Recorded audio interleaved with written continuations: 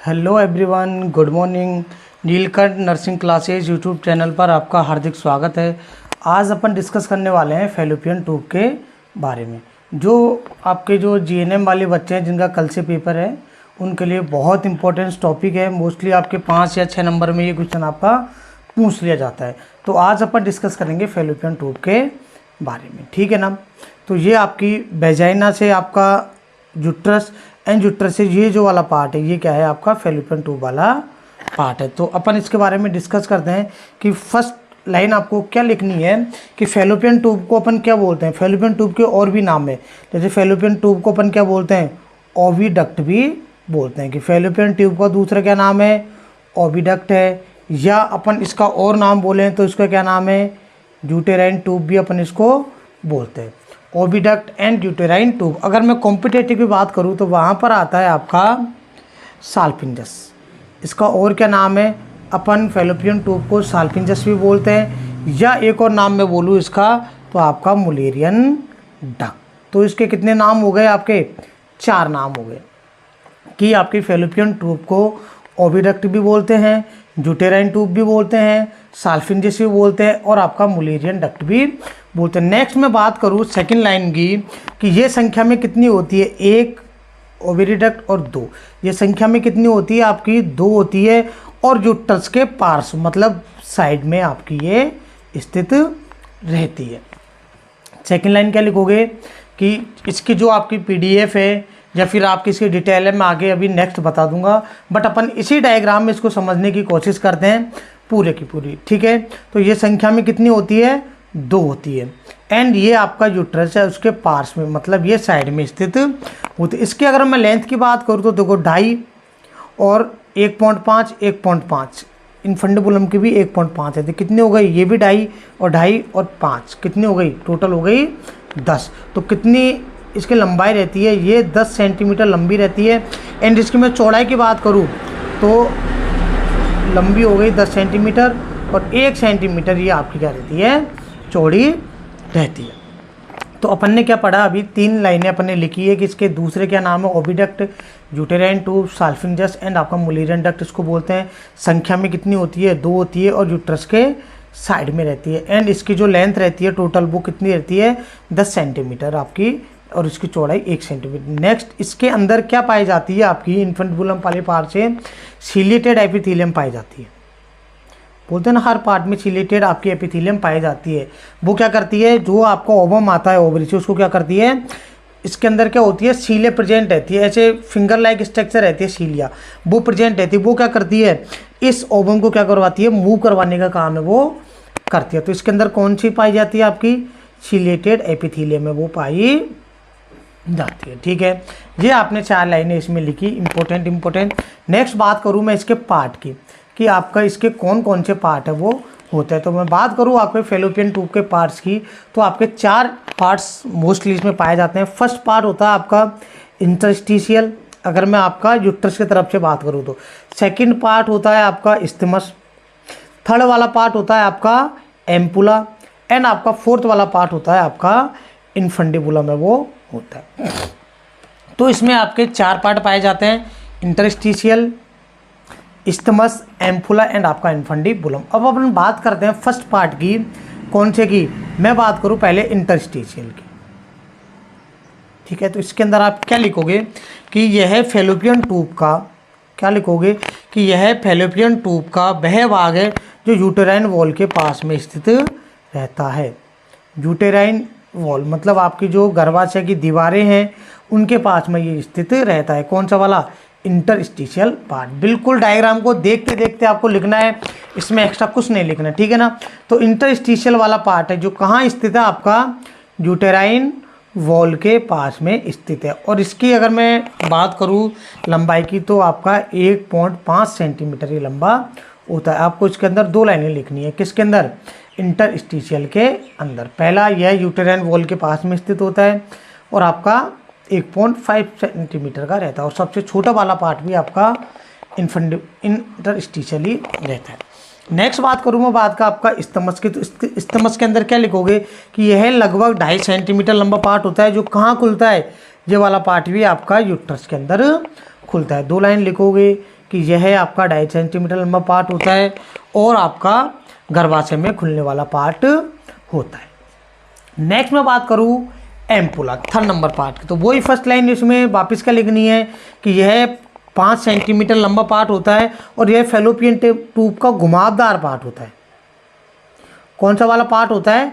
घुमावदार। देखो यहाँ से ये आपका घूम रहा है, तो ये कौन सा वाला पार्ट होता है? आपका घुमावदार पार्ट है वो होता है। फर्स्ट लाइन क्या लिखोगे कि 5 सेंटीमीटर लंबा वाला पार्ट होता है।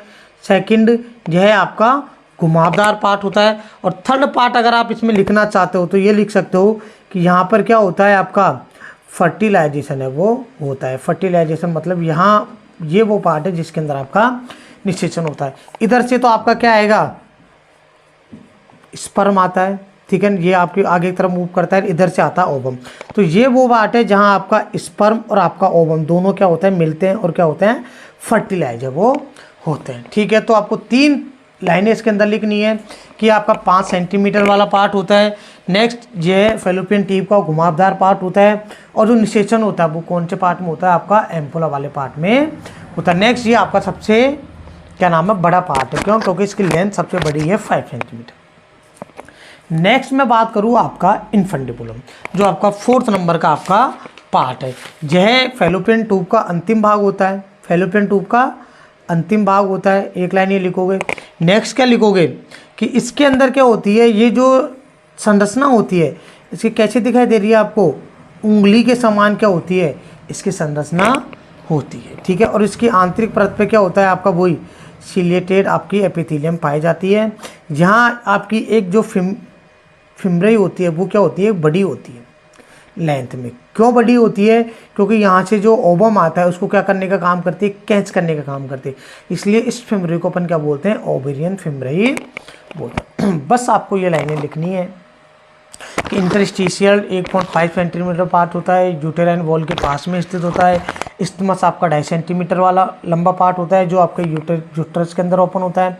एम्पुला आपका 5 सेंटीमीटर पार्ट होता है। यह फैलोपियन ट्यूब का घुमावदार पार्ट होता है और इसके अंदर क्या होता है? फर्टिलाइजेशन है, निषेचन कंप्लीट होता है। लास्ट आएगा आपका इन्फंडिबुलम। इन्फंडिबुलम क्या है? आपका 1.5 सेंटीमीटर वाला पार्ट होता है। फैलोपियन ट्यूब का अंतिम पार्ट होता है। यह उंगली के समान दिखाई देता है। ठीक है, और नेक्स्ट क्या लिखोगे आप कि इसके अंदर क्या होती है? उंगली जैसी संरचना दिखाई देती है जिसको अपन फिम्ब्राई बोलते हैं। नेक्स्ट मैं बात करूँ इसके लेयर्स की, यहीं अपन देख लेते हैं लेयर्स की। तो इसकी कितनी लेयर्स होती है आपकी? ये आपकी 3 लेयर होती है। ठीक है, कितनी लेयर्स होती है इसकी? आपकी 3 लेयर्स होती है।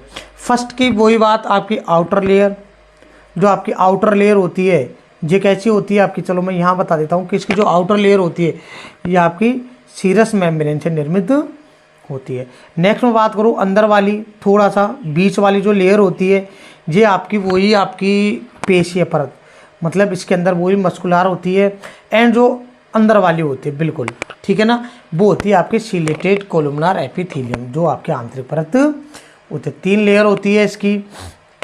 फर्स्ट आपकी वही outer, middle and inner layer. ठीक है ना, आउटर लेयर क्या होती है? आपकी सीरस मेम्ब्रेन से बनी रहती है। सेकंड आपकी पेशीय परत मतलब मसल्स वगैरह से बनी रहती है। एंड लास्ट जो आंतरिक परत होती है वो आपकी सिलेटेड कोलुमनार एपिथेलियम से बनी हुई रहती है। मैं बात करूँ इसके नेक्स्ट आपके लास्ट फंक्शन की, अगर मैं बात करूँ इसके फंक्शन क्या क्या है तो वही आपके 2 काम। पहला क्या काम है कि ये क्या करती है? क्रमाकुंचन गति करती है, मतलब ये क्या करती है? मूवमेंट कराने का काम है वो करती है। किसको? ये जो ओवम आपका आया है इस ओवम को क्या करवाएगी? मूव करवा के आपका यूट्रस तक लाने का काम है वो करते हैं, जिससे क्या हुआ यहाँ पर यूट्रस में आके वो क्या हो जाता है? इम्प्लांट है वो हो जाता है। तो फर्स्ट काम क्या है इसका कि फैलोपियन ट्यूब मूवमेंट द्वारा ओवम को गर्भाशय या यूट्रस तक पहुँचाती है, जो जहाँ पर उसका क्या होगा? इम्प्लांटेशन है वो होता है। सेकंड काम आप क्या लिखोगे कि इसमें क्या होता है? फर्टिलाइजेशन की प्रक्रिया वो कंप्लीट होती है। ये मैंने आपको एक रफली बताया है किसके बारे में? आपका फैलोपियन ट्यूब के बारे में। चलो आप अब नोट्स के लिए मैं आपको थोड़ा सा बता देता हूँ। देखो, फैलोपियन ट्यूब को अपन ने क्या बोला था? ओविडक्ट बोला था, यूटेराइन ट्यूब बोला था, साल्फिंजिक ट्यूब बोला था, मुलेरियन ट्यूब बोला था। संख्या में कितने बताया था मैंने आपको? 2 बताया था, जो आपका यूट्रस के दोनों साइड है वो निकलते। इसकी लंबाई होती है आपकी 10 सेंटीमीटर, या अगर मैं 1 इंच की बात करूँ तो 1 इंच बराबर 2.5 सेंटीमीटर होता है। तो इसलिए आप इसको इंच में भी बोल सकते हो। चौड़ाई होती है आपकी 1। इसके अंदर क्या होती है, चिलेटेड एपिथेलियम पाई जाती है, जो क्या करती है, ओवम वगैरह को आगे मूव कराने का काम है वो करती है। मैंने पार्ट्स बताए थे इसके, वही 4 part, interstitial, isthmus, ampulla and infundibulum. Interstitial आपका 1.5 सेंटीमीटर होता है, जो आपका यूटेराइन वॉल के पास में स्थित होता है। इस्थमस मैंने आपको बताया था 2.5 सेंटीमीटर, जो आपका यूटरस में खुलता है। रफली मैंने आपको एम्पुला के बारे में बताया था कि जो आपका एम्पुला वाला पार्ट है वो क्या होता है आपका 5 सेंटीमीटर का आपका ये रहता है, ठीक है ना। नेक्स्ट ये आपका घुमावदार वाला पार्ट होता है, जहाँ पर आपका फर्टिलाइजेशन कंप्लीट। तो नेक्स्ट आपका इन्फेंटिबुलम, जो आपका लास्ट वाला पार्ट होता है। देख लो, फेलोपियन ट्यूब का यह गर्भाशय भित्ति यूटेराइन वॉल के पास में स्थित होता है। नेक्स्ट है गर्भाशय में खुलने वाला 2.5 सेंटीमीटर वाला पार्ट होता है। एंड आपका एम्पुला 5 सेंटीमीटर लंबा पार्ट है, जो आपका घुमावदार होता है, जिसके अंदर क्या कंप्लीट होता है, फर्टिलाइजेशन है वो कंप्लीट होता है। ये मैं आपको लिखने के लिए बता रहा हूँ कि आपको वहाँ पर कैसे लिखना है। नेक्स्ट आता है आपका इन्फेंटिबुलम के बारे में, जो आपका अंतिम पार्ट होता है, जो मैंने क्या बताया था, आपका उंगली के समान होती है, जिसके अंदर फिम्ब्रेई आपकी पाई जाती है। एक फिम्ब्रे बड़ी होती है, जिसको अपन ओवेरियन फिम्ब्रे वो बोलते हैं। नेक्स्ट मैं लेयर्स की बात करूँ कि जो आउटर लेयर, मिडिल लेयर है, इनर लेयर, 3 लेयर होती है। आउटर आपकी सीरस मेम्ब्रेन की बनी हुई रहती है।